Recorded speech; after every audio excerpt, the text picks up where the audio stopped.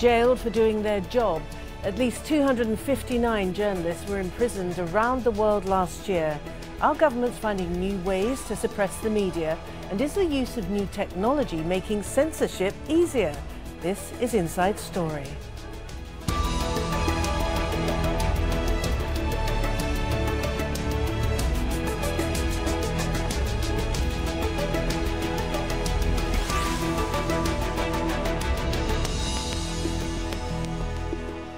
Hello and welcome to the programme. I'm Martine. It's old school censorship, but the methods are new. The Committee to Protect Journalists, the CPJ, says technologies like social media and surveillance have led to a rise in killings and imprisonment of reporters around the world. At the end of last year, 259 journalists were in prison. That's the most ever recorded by the group. And Al Jazeera too has been affected. Journalist Mahmoud Hussein was arrested by Egyptian police on December the 20th. We have a lot to get to with our guests, but first this report from Mahmoud Abdul Wahed. Al Jazeera journalist Mahmoud Hussein has been held in an Egyptian jail for the last 125 days. Only recently have family members been allowed to visit him. His daughter says it's a very difficult situation. We stand there under the sun for hours before we manage to see him. Of course, we see him for a short time, in which not much can be said, because security guards are there with us. My father is now imprisoned after what is called videos of confessions were aired on the national TV. Those confessions were taken under immense pressure, and it was obviously seen in his condition and the way he looked in those videos. The Egyptian government accuses Hussein of broadcasting what it calls false news and inciting hatred against state institutions. His family says he's been forced to make false confessions. Al Jazeera categorically denies that Hussein has done anything wrong. The Committee to Protect Journalists says 259 journalists were imprisoned worldwide last year. Of those, Turkey jailed the most. It locked up 81 journalists. Next on the list is China. It put 38 journalists behind bars.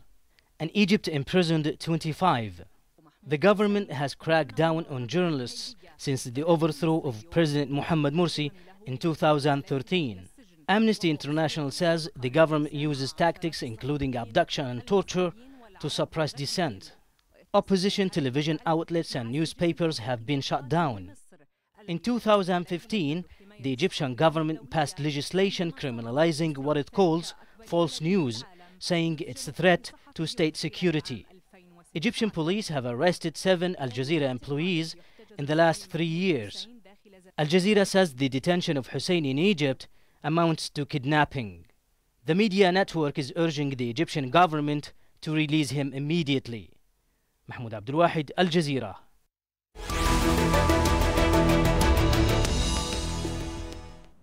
Right, let's introduce our guests now. Here in Doha with me, we have Mohamad Elmasry, Associate Professor of Media and Cultural Studies at the Doha Institute for Graduate Studies. In Washington, we have Courtney Radsch. She's the Advocacy Director of the Committee to Protect Journalists, the CPJ. And in Linköping, Sweden, joining us on Skype, we have Martine Schibbye, a Swedish journalist who was jailed for more than a year in Ethiopia. Welcome to you all. Can I start with you, Mohamad? We've just seen that instance of a journalist who's been imprisoned now for quite a few months, one of our own, an Al Jazeera journalist. It seems as if it's increasingly difficult to work as a journalist in Egypt today. Well, it is. I think that's probably putting it lightly. As I think your viewers know, there was a military takeover in Egypt in the summer of 2013. The military quickly moved to consolidate power, and part of that was ensuring a singular pro-government, pro-military narrative. So they've, as the report detailed, they shut down opposition media outlets. They completely eliminated the most serious opposition by banning political parties. They shut down various online news sites. There have been rampant arrests of journalists and also of activists. But I think the important point to keep in mind is that, unfortunately, none of this is very surprising. We know from more than 60 years of media studies scholarship that media systems inevitably reflect the larger socio-political systems in which they're situated. Egypt is an authoritarian or quasi-authoritarian state, so we don't expect a democratic press environment. Very good point to make, isn't it? Courtney in Washington, D.C., that is a point, isn't it? It's certainly not just Egypt. This is a situation that is reflected in many, many countries around the world. Give us an idea of what your report found. So our most recent prison census, as you mentioned in the intro, found 259 journalists in prison, and that was just on that one day looking at that year. It's incredibly difficult to track the number of journalists who come in and out of prison, but we are seeing that, imprisonments are at a record high, and frankly that some democracies are leading there. Turkey accounting for 1/3 of all journalists imprisoned, which is really incredible and does speak something to the system. But I think that what we're seeing is that a variety of different political systems are cracking down on journalists because they're interested in maintaining control of the narrative, maintaining political control, controlling criticism, and we're deeply concerned about the rise in imprisonment in places like Egypt, which, for example, under Hosni Mubarak, the previous president before the uprisings in 2011, had virtually no journalists in prison, no journalists killed. And in the wake of that uprising, in a very tumultuous period, we've seen journalists killed, and we've seen Egypt topping the list of countries that jail journalists. And then, of course, you have perennially bad countries like Ethiopia that routinely jail journalists. You've got China as well, who tops the list, and places like Iran.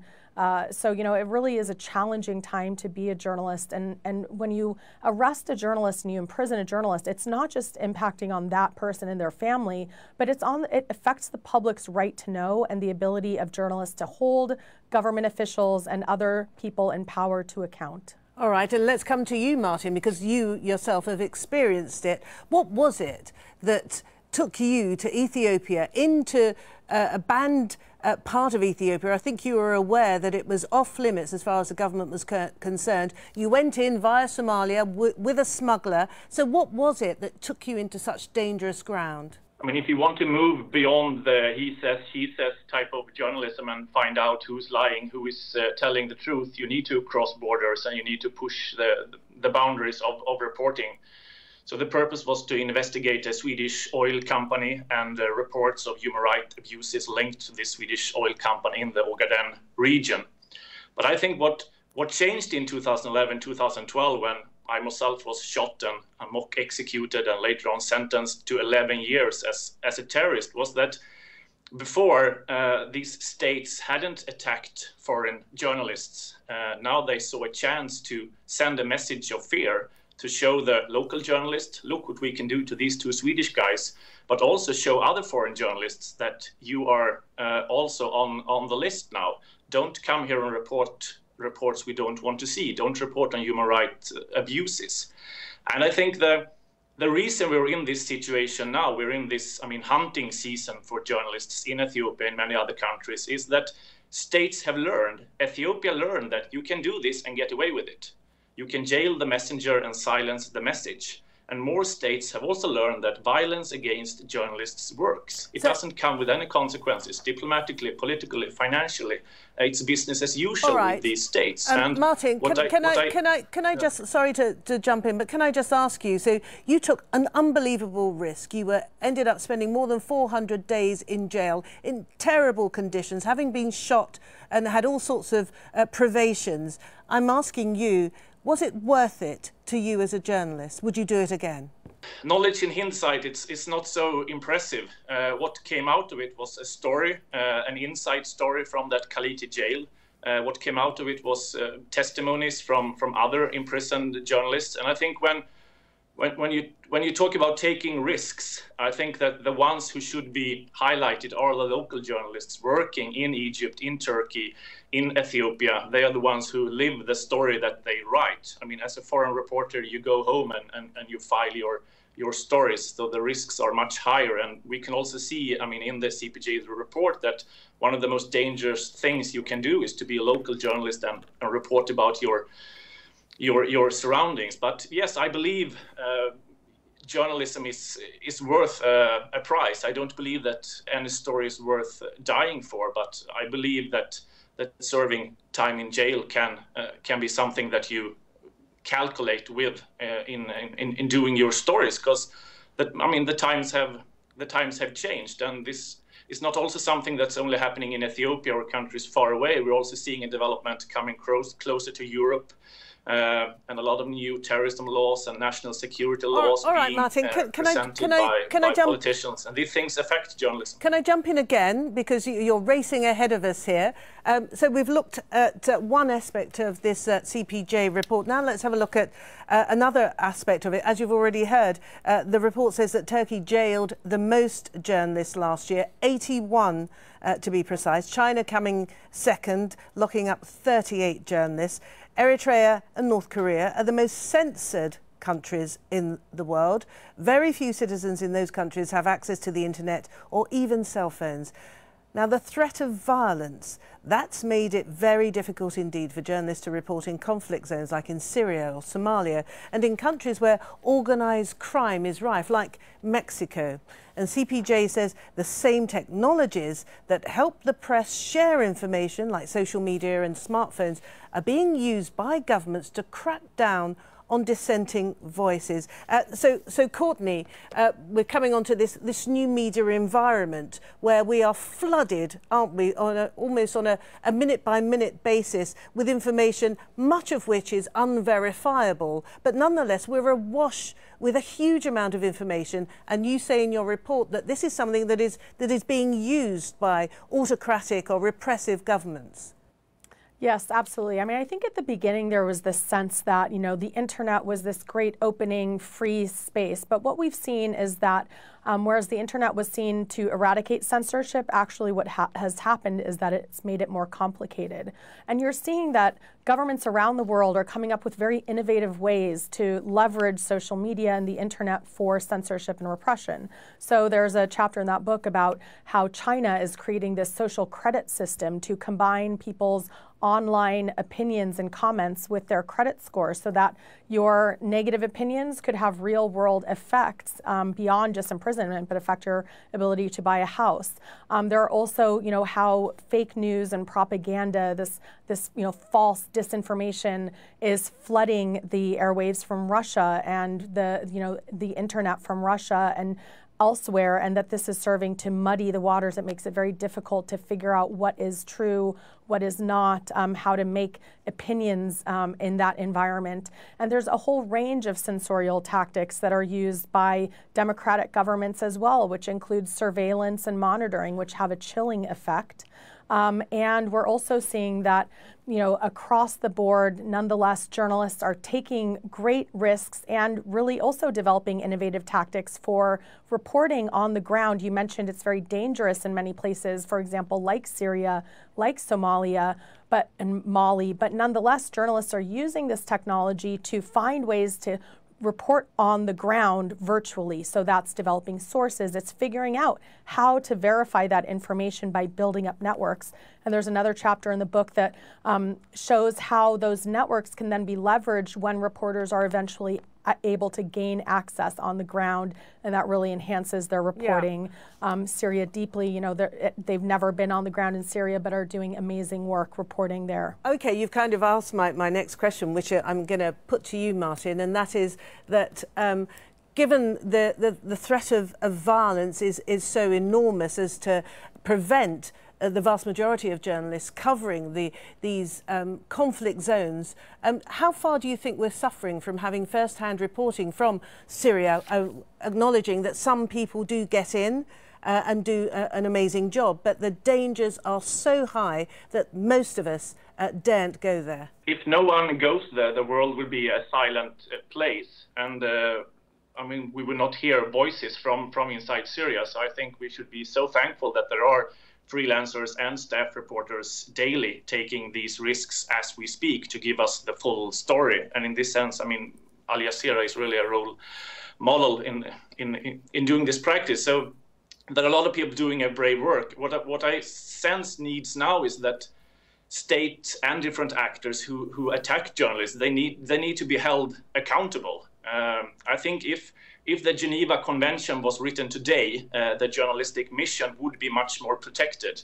I mean, today, killing a journalist is like killing a civilian. I think it should be a war crime. It should be a crime against humanity. And this might sound a bit grand, but I think we are at a situation now where so many colleagues are being killed and kidnapped and jailed that the international community need to higher the stakes for attacking a journalist, because we are slowly also getting used to the extreme. We are getting used to these high numbers of casualties. And in the long run, if this process is not stopped, the world will be a silent place. All right. Mohamad, coming to you and exploring a little bit more about this, the new environment in which we're all working. We've got new technology. We've got, as we've heard, in certain parts of the world, there's more oppression. And you've also pointed out, interestingly, that the level of freedom of expression is almost a barometer of the society in which you're operating. So tell me, how has Donald Trump and his hugely different style affected the freedom of expression among the media in the United States? Right, that's a really interesting question. There's a long backstory, but briefly, media scholarship has been traditionally very critical of the American media system, which tends to be fairly propagandist. Some scholars have called the American media a lapdog or a guard dog for the elite, for the government, and for corporations. Is that because of ownership and vested interest, big business? Yeah, there are scholars talk about structural constraints, things like ownership, but also government influence.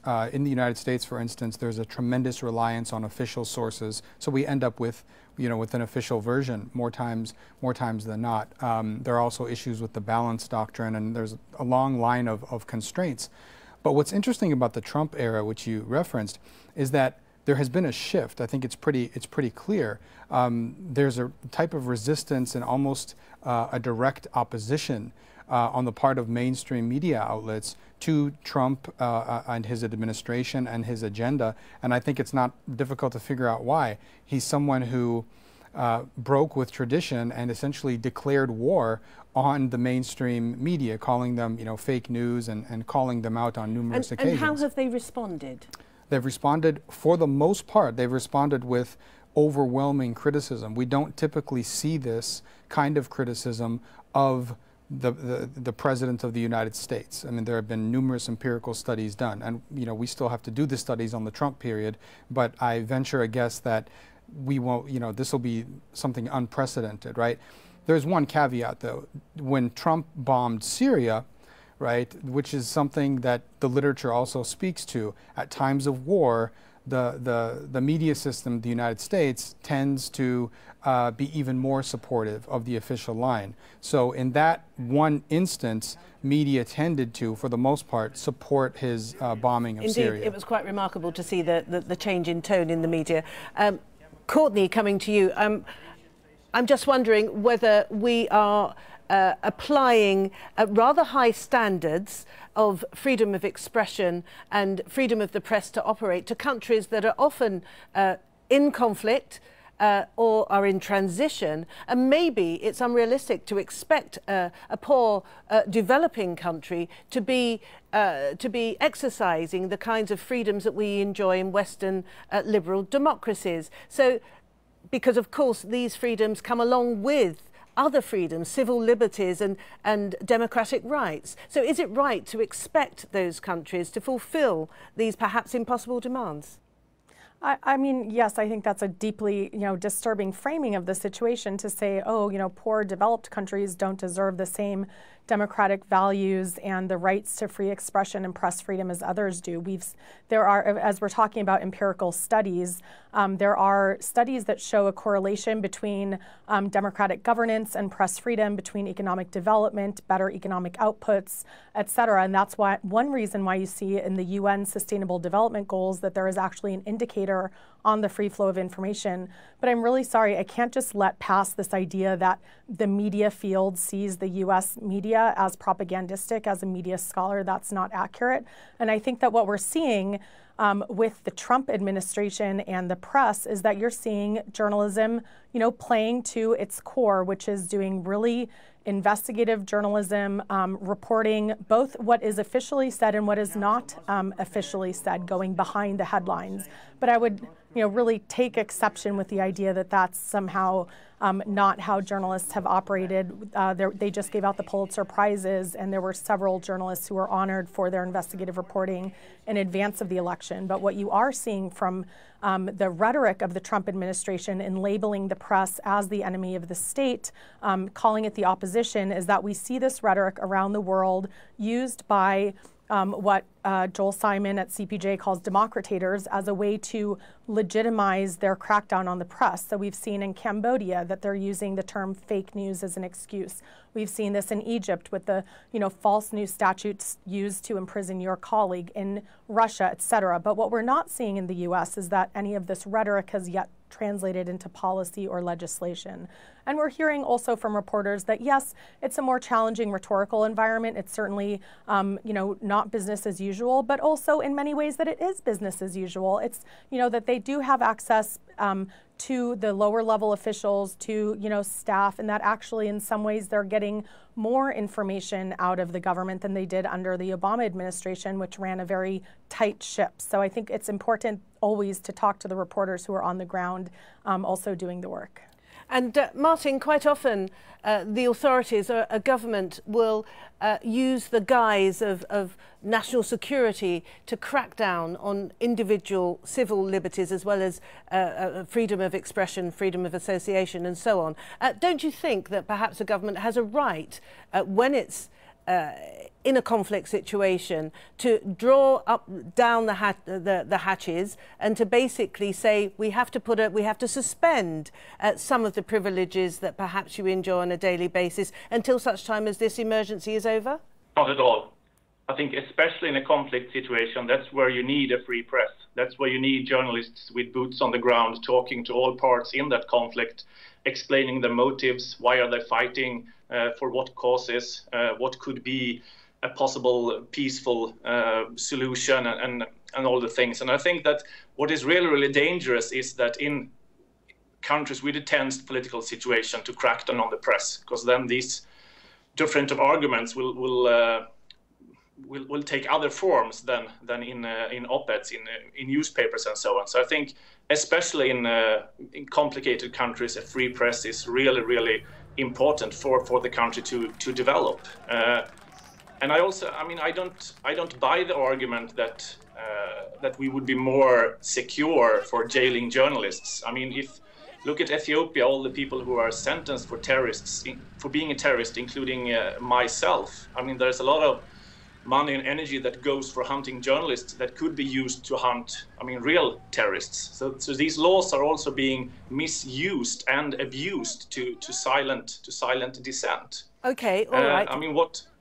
All right, Martine. Can I just give the final word then to Mohamad and ask you perhaps the biggest question of all? Is it an inalienable right then to have freedom of expression, to have a free media, to say and do what it likes, to criticise whatever authority is in power at the time? Is it our right, or do we have to earn it? What? That's a big question. And we haven't got long, unfortunately. Right. I'm so sorry. So, that's deeply tied to political science and systems of government. My opinion, my view is, yes, that should be an inalienable right. But you have to look at the type of political system, the type of culture, society. Scholars talk about social responsibility models of the press, which are still highly liberal. There are a lot of rights, lots of freedoms, but there are some, let's call them, minor restrictions. The last thing I'll say is that the media scholarship is overwhelmingly consistent. We can look at the works of Titchener, Donahue, Olean, Lance Bennett, Kathleen Jamison, Herman and Chomsky, and a long list of others about the propagandist nature of the American media apparatus. And I would refer the viewers to some of those works if they'd like to check them out. I'm sure that this is a conversation that we can continue at another time. time. Thank you very much indeed. Mohamad Elmasry, Courtney, Radsch and Martine Schibbye. Thank you all very much indeed.